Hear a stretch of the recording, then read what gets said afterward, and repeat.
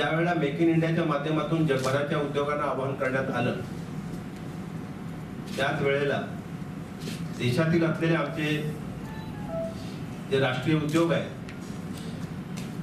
त्या उद्योगांना सुद्धा सुदृढ करण्याचा निर्णय घेण्यात आला. त्या उद्योगांना सुद्धा आवाहन करण्यात आलं की आपण मोठ्या प्रमाणात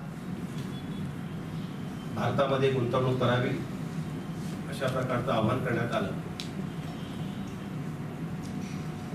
आणि म्हणून पंतप्रधानांनी केलेली घोषणा यशस्वी करण्याची मुख्यतः जबाबदारी 3 खात्यांवर आहे, ज्यामध्ये उद्योग खाता आहे, दुसरं माझं अवजड उद्योग खातं आहे आणि तिसरं लघु आणि मध्यम उद्योग खाते आहे. ही तिन्ही उद्योग खाती आहेत.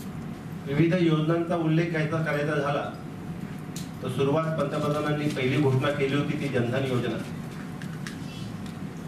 या योजनेमध्ये 22 कोटीपेक्षा अधिक नवीन खातेदारांनी आपलं खातं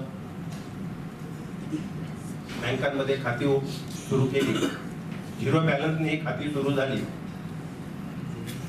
पण आश्चर्य वाटेल, झिरो बॅलन्सने खाती सुरू करण्याची परवानगी असताना सुद्धा या खात्यामध्ये 37,000 कोटी रुपये जमा झाले. जी 22 कोटी नवीन खाती ओपन झाली यामध्ये 37,000 कोटी रुपये देशातील जनतेने जमा केले.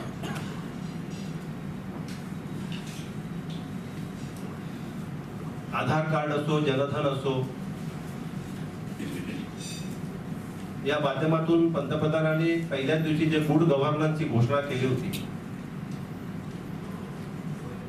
आज या जनधनमुळे आणि सर्वसामान्यांनी खाती उघडल्यामुळे आणि आधार कार्डमुळे